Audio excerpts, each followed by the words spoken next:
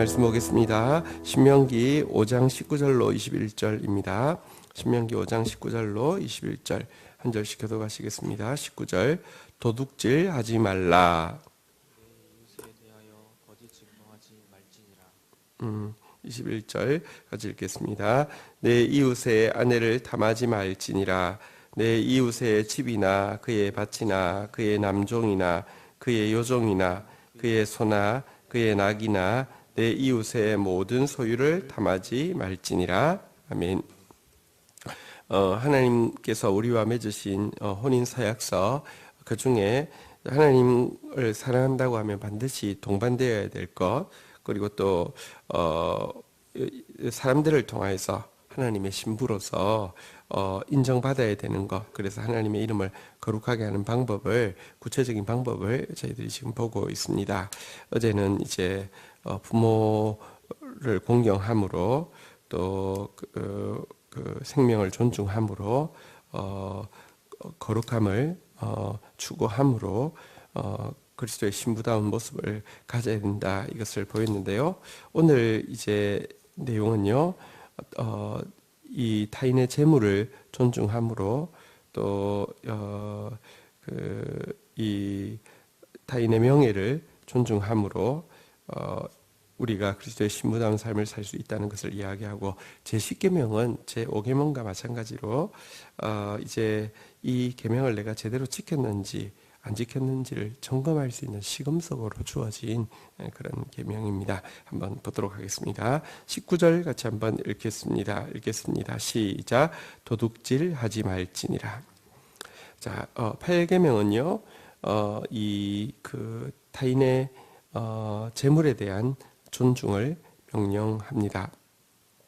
하나님께서 인간에게 주신 것이 생명인데요, 이 생명을 영위할 수 있도록 하나님께서 재물도 인간에게 허락하여 주신 선물입니다.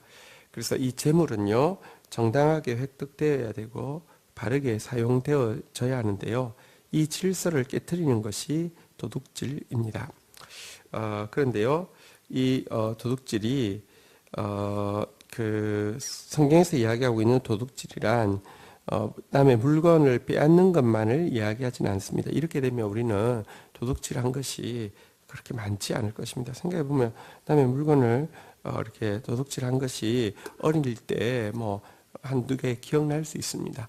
회개할 때마다 그거 애써 기억해가지고 막 그 감정을 짜내가지고 내가 죄인입니다, 이렇게 할 수 있지만, 실제 남의 물건을 빼앗는 것은 그렇게 일상적으로 많지는 않은데요. 그런데 여기서 이야기하는 도둑질이라는 것은 원어로 보면은 속인다는 뜻을 가지고 있습니다. 그래서 실제 물건을, 남의 물건을 도둑질한 것 외에도요, 이 속여서 취한 모든 것이 사실은요, 도둑질입니다. 속이는 것을 조금 더 구체적으로 살펴보면요, 자기가 취할 만한 것이 아닌데 속여서 이렇게 취하고 있는 것, 이것도 도둑질이라고 할 수 있습니다. 예를 들어 뭐 우리나라에서 아주 흔히 있는 일인데요, 논문 같은 경우에 자기가 쓰지 않았는데 다 밑에 시켜서 해놓고는요, 자기 이름 올린달지, 아니면 뭐 심지어 자기 자식 이름을 올린달지, 이런 경우들이 흔히 있지 않습니까? 근데 성경은요, 이것에 대해서 도둑질이라고 이야기합니다. 왜냐하면 자기가 취할 만한 일을 하지 않아 놓고는 그것을 이렇게 취하는 것이기 때문에 이건 속임이고요, 이건 도둑질이라는 것입니다. 두 번째로 또 전형적인 성경에서 금하고 있는 도둑질은 뭐냐고 하면요, 다른 사람의 이게 마땅히 사용해야 될 때 사용하지 않고 가지고 있는 행위를 또한 그 도둑질이라고 이야기합니다. 예를 들어 임금 체불 같은 경우는 전형적인 도둑질이죠. 사실은 자기 게 아니고 남한테 가야 되는데 흘려보내지 않은 것입니다. 그래서 어쨌든 우리가 나한테 들어오는 거는 너무 쉽지만 나한테서 나가는 것은 너무 어려워야지 부자 된다 이런 생각을 가지고 있고요. 그래서 마땅히 사용해야 될 부분에도요, 할 수 있으면 사용하지 않으려고 하는 부분이 있습니다. 이것도 도둑질입니다. 뭐 예를 들면 세금도 정당히 내야 될 것은 정당히 내는 것이 바람직한 그리스도인의 모습이고요. 이거 마땅히 내지 않는 것, 이것도 도둑질이라고 성경은 이야기를 하고 있습니다. 또한 하나님은 이렇게 소극적으로 사용해야 될 때 사용하지 않는 것뿐 아니라 하나님께서는요, 그리스도인들을 지으실 때 적극적으로 주라, 그리하면 너희에게 그 주시리니 후이되어 누르고 흔들어 넘치게 채워줄 것이라고 이야기하시면서 주는 것에 대해서 많이 강조했는데요. 하나님께서 주라고 한 부분, 또 하나님 앞에 드려야 할 부분들, 이런 부분들을요, 내가 안 하고 있는 행위를요, 하나님은 보시면서요, 그건 속이는 것이다, 도둑질이다, 이렇게 이야기하고 있습니다. 이것이 성경에서 지금 금하고 있는 또 그 도둑질의 한 뜻이 될 것입니다. 혹은 내가 사기를 통해서, 협박을 통해서 다른 사람의 그 권리를, 정당한 권리를 침해하는 모든 행위도 이것도 속임이기 때문에 사실은 이 그 도둑질이 되게 되는 것입니다. 이렇게 여러분 종교 사기꾼 참 많죠. 그래서 속여가지고 빼앗는 거, 이것도 도둑질이고요. 혹은 여러분 이렇게 내가 막 성나고 화난 말투, 표정을 통해서 상대방이 정당하게 어필해야 되는 어필을 막고 있고, 이것은 여러분 보십시오. 감정적으로 내가 도둑질하는 것입니다. 정상적인 대화가, 정상적인 또 이렇게 이 뭐랄까요, 논쟁이, 정상적인 이렇게 상처가 오고 가야지 관계가 건강한 관계가 되는데요. 내가 그거 사기를 통해서 혹은 협박을 통해서 침해하고 있는 모든 행위도 도둑질이라 이야기하고 있는 것입니다. 사랑하는 성도 여러분, 타인의 것, 타인의 물질도 될 수 있고요, 타인의 감정도 될 수 있고요, 타인의 명예도 될 수 있고요.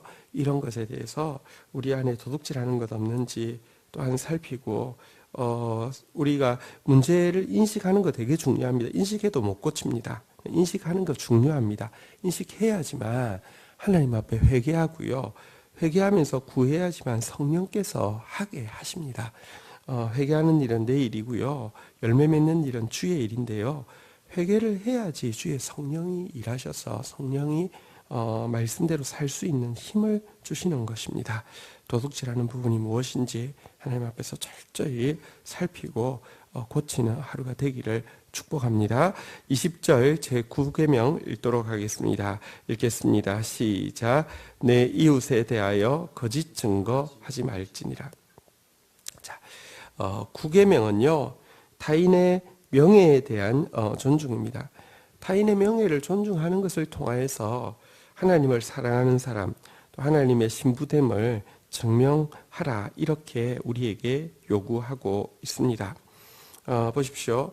어떤 부인이 다른 사람을 주로 헐뜯고 다른 사람 모함하고 다른 사람에 대해서요 나쁘게 이야기하고 이런 부인이 있다고 하면, 그런데 그 남편은 사실은 참 훌륭한 사람이고 존중받는 사람인데 그 부인이 주로 하는 말은 이간시키고 거짓말하고 다른 사람 잘 되는 꼴을 못 보고 한다고 하면 그 남편에게 여러분들 얼마나 수치가 되겠습니까? 그리스도인은 예수 그리스도를 주인으로 모신 사람이고 예수 그리스도를 남편으로 모신 사람이기 때문에 특별히 여러분 예수 그리스도는 모든 사람들에 대해서 정말 축복하고 모든 사람들에 대해서 귀하게 여기는 그런 분이신데요.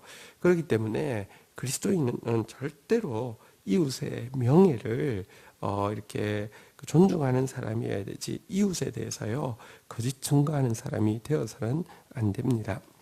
성경에 보면 이 이제 고대 시대에 이 그 이스라엘 백성들에게 레위인이 하는 중요한 역할이 무엇이냐고 하면 이제 그 율법을 가르치는 역할과 또 하나님의 백성들을 바르게 율법의 기준에 의해서 판단하는 역할들을 하는 일들을 맡았는데요. 또 이제 각 지방에서도 이 율법의 정신을 가지고 이렇게 이제 무슨 문제가 생겼을 때 또 이렇게 이게 이 판단하는 그런 재판의 기능이 있었는데요. 한 가지 사건은 절대로 지방에서 다루지 못하고 반드시 중앙 성소에 와서 다루게 한 사건이 있습니다.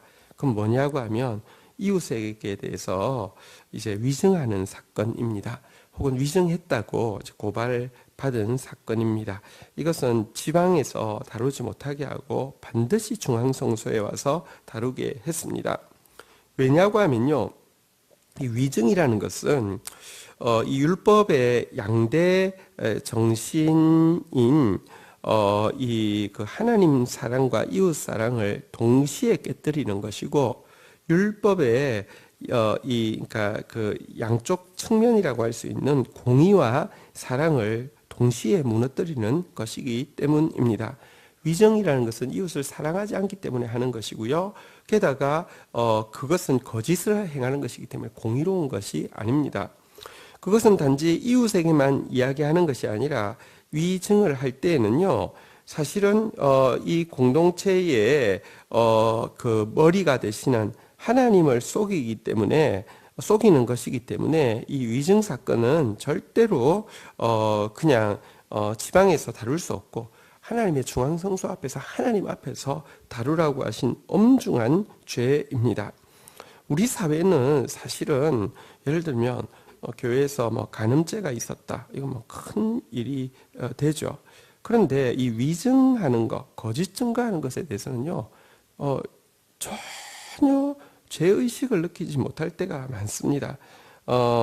여러분, 그리스도인은 거짓말해도 안 되지만 특별히 다른 사람에 대해서 거짓말하는 것은 정말 절대적으로 안 되는 일입니다. 이것은 앞에 나온 죄보다, 다시 이야기합니다, 중앙성소에 다룬다는 것은 이건 처음부터 이렇게 지방성소에서 다루어서 해결이 안 돼서 올라온 게 아니라 처음부터 여기서 다루라고 할 정도로 엄중한 죄입니다.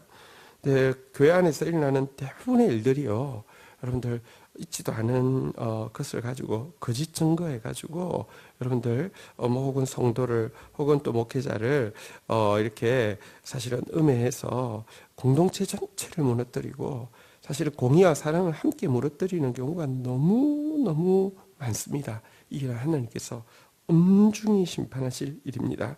우리 온 교회가 정말 여러분 특별히 대인관계에서 거짓 증거하여서 타인의 명예를 이렇게 무너뜨리는 그런 일이 없도록 조심하셔야 합니다. 교회는 특별히 이런 이런 일에 대해서, 재판에 대해서는 대단히 누구도 편들지 않고 공평하게 재판하라고 되어 있기도 하고요. 그래서 교회는 무슨 목사 장로라고 해서 편들고 또 뭐 혹은 성도라고 해서 그냥 우습게 여기고 이래서도 안 되고요. 그러나 또 성경에 굉장히 많이 강조하고 있는 게 뭐냐고 하면요, 이 말씀을 가르치는 자가 분명한 증거 없는데 여러분들 사실은 험담을 하고 거짓 증거가 있을 때에는요, 일단 그 사건을 받지 말고 그런 사람에 대해서 엄히 꾸짖어서 부끄러움과 수치를 당하게 하라, 이렇게 이야기를 하고 있습니다. 왜냐고 하면 하나님의 말씀을 전하는 사람이 특별히 또 진실하고 바르게 전할 때에는 소가 곡식 떠는 소가 명예를 입을 망을 씌우지 않아서 힘들면은 먹으면서 할 수 있도록 율법에 규정되어 있습니다. 그처럼 그 곡식 떠는 소가 그 곡식을 먹는 것처럼 목회자에게 명예는 사실은 당연히 받아야 될 것인데 그거 침해하는 것에 대해서는 일단 확실한 증언이 없을 때는 받지를 말고 도리어 엄히 꾸짖어서 수치를 당하게 하라고 이야기합니다. 이것은 사실은 거짓 증거라도 여러분 말씀이 무너지면 공동체는요 그냥 계모임과 다르지 않습니다. 말씀 사역자는 하나님께서 말씀을 맡기셨다는 사실 앞에서 너무너무 두렵고 떨림으로 자기를 돌아보며 바른 말씀에 통로되기 위해서 애써야 되겠지만 공동체는요 말씀을 귀히 여기는 것은 여러분 이 목회자에 대한 거짓 증거를 받지 않는 것부터 시작됩니다. 그냥 그래? 그랬어? 이렇게 하면서요 반응해 주는 것 자체가 여러분 하나님의 공동체가 마귀가 얼마든지 일할 수 있도록 만드는 큰 그 악한 문을 여는 것입니다. 물론 성경은 그렇게만 이야기하지 않습니다. 두세 명의 확실한 증인이 있어서 받아진 사건에 대해서는요 목회자라고 두둔하지 말고 가장 공정하게 심판하라고 이어지는 내용에 나와 있습니다. 대부분 그러나 보편적으로 보면 여러분 거짓 증거인 경우가 훨씬 더 많은 것도 있잖아요. 그죠? 물론 지금 한국 교회에서 일어나는 진짜 이미 언론을 통해서 드러난 많은 일들은 분명히 범죄했는데도요 소용없습니다. 막 다 그냥 큰 소리 치고 막 거짓말하고 이것도 일이고요. 어쨌든 우리는 거짓을 행하는 일도 없고 거짓 증거하는 일도 없도록 하나님 앞에서 자기를 돌아보고 또 온 공동체를 위하여서 두렵고 떨림으로 공동체를 살피고 또 우리의 언행으로 지키는 저와 여러분 되시기를 주의 이름으로 축원드립니다. 자 이제 마지막으로 십계명인데요. 21절 같이 한번 읽도록 하겠습니다. 읽겠습니다. 시작. 내 이웃의 아내를 탐내지 말지니라. 내 이웃의 집이나 그의 밭이나 그의 남종이나 그의 여종이나 그의 소나 그의 낙이나 내 이웃의 모든 소유를 탐내지 말지니라. 자, 십계명은요. 제 10번째 계명은 자세히 보시면 이게요. 반복되고 있다는 것을 알게 됩니다. 내 이웃의 아내를 탐내지 말라는 것은요. 우리 이제 7계명에 있는 간음하지 말라 하고 별반 다르지 않지 않습니까? 내 이웃의 집이나 밭이나 남종이나 여종이나 소나 낙이 내 이웃의 모든 소유를 탐내지 말지니라. 이것은요 또 8계명에 나오는 도둑질과 관련 있지 않습니까? 혹은 이것을 탐내 가지고요 탐내서 뺏으려고 하면 보통 뭐 합니까? 이때 주로 동원되는 게 거짓 증거잖아요, 그죠? 뭐 이렇게 거짓말해 가지고 뭐 이렇게 하는 거잖아요, 그죠?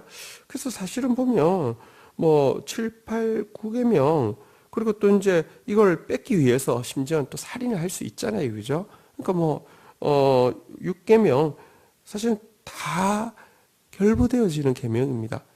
그래서 하나님께서 그냥 주셔놓고는 9계명까지 줘놓고는 이왕 맞추는 거 짝수 맞춰야 되는데 그래서 그냥 중언부언한 것처럼 여러분 잘못 이해하면 이해할 수 있는데 여기서 핵심은요 그게 아니라 두 번 반복되고 있는 단어인데 한번 따라하겠습니다. 탐내지 말지니라.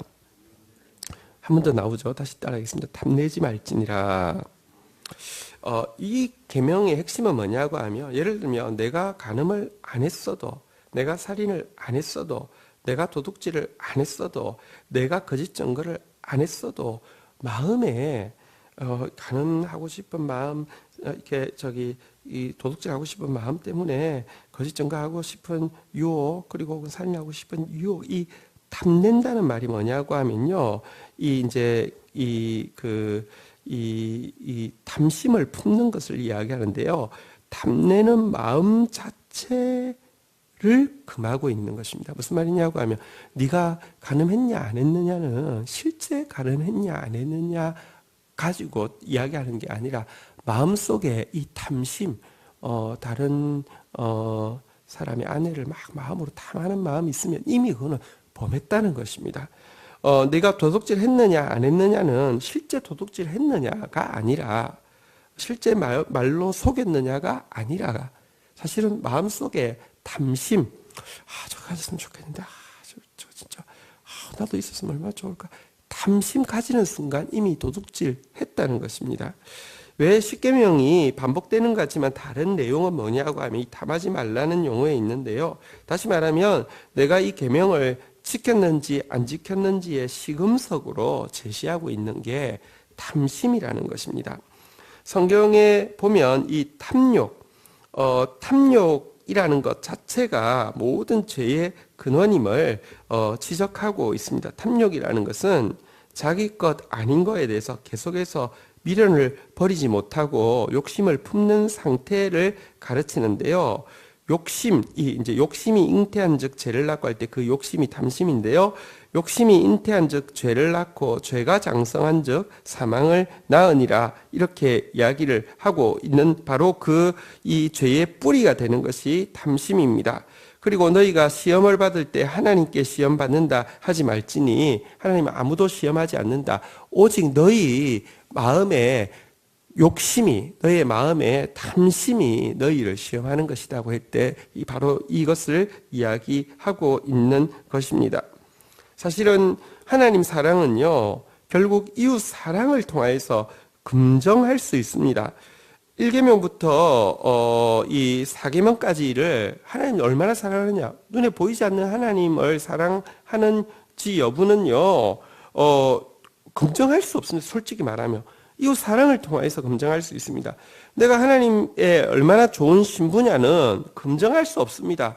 이웃과의 관계를 통해서만 긍정할 수 있습니다. 그런데 이 이웃과의 관계를 내가 얼마나 제대로 지키고 있느냐의 문제는요, 사실은 내 마음에 이 탐심 여부를 가지고 검증할 수 있는 것이지, 겉으로 여러분 정말 멀쩡한 사람 같아도요, 하나님은요 겉만 보시는 것이 아니라 속을 보십니다. 속에 탐심이 가득하다고 하면 그는 다 범하고 있는 사람인 것입니다.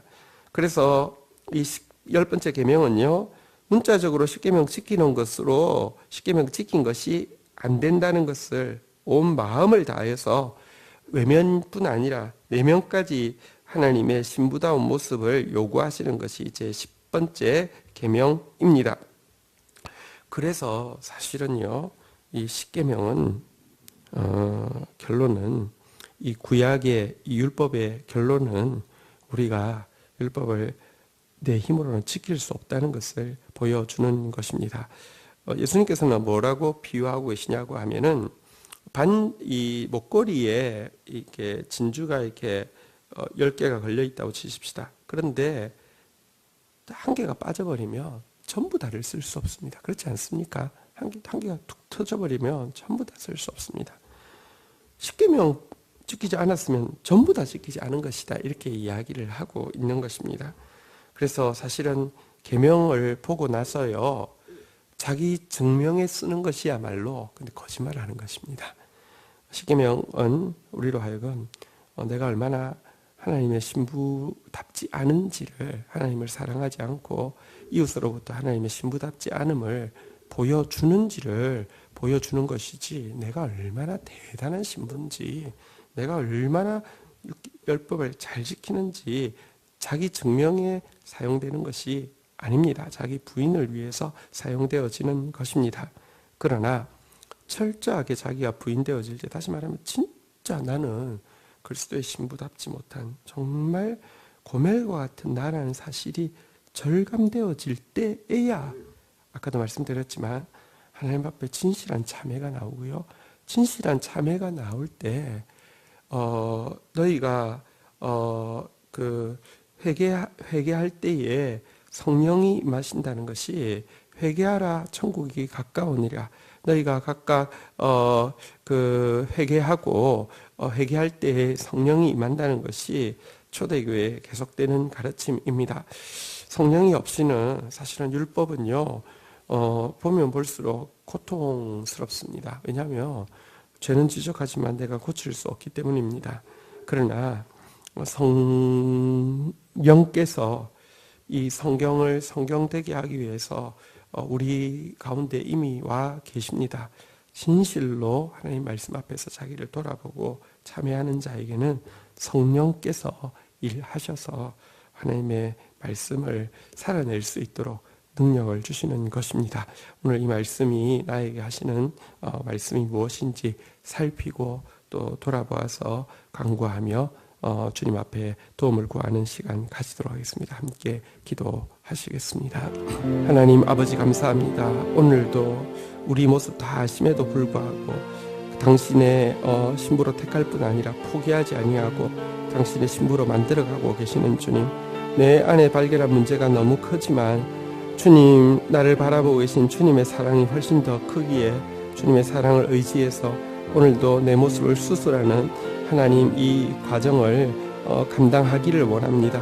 성령님 우리를 붙들어 주셔서 당신의 아름다운 신부로 화해갈 수 있도록 도와주시며 하나님 이웃 사랑을 통하여서 하나님 사랑을 증명하고 그리스도의 신부로 인정받는 하루가 되어질 수 있도록 도와주옵시며 내 내면에 있는 아버지 모든 탐욕들 끊어내고 싸워내는 하루가 되어지게 하여 주시기를 간절히 간구하고 소원합니다. 감사합니다. 예수 그리스도의 이름으로 기도 올립니다. 아멘.